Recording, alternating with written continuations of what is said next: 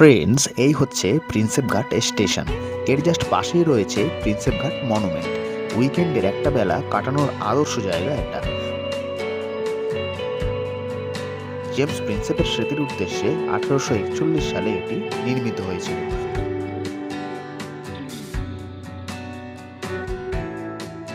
আর তার জন্য আর্থিক সাহায্য করেছিল কলকাতার নাগরিকেরাই।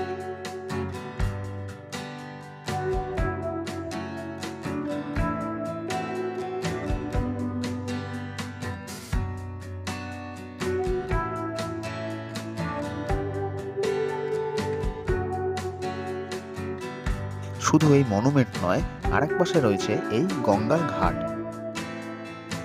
যেখানে চাইলে করে নিতে পারো নৌকা বিহার, বা ঘাটে বসেই বন্ধুদের সাথে জমিয়ে দিতে পারো আড্ডা।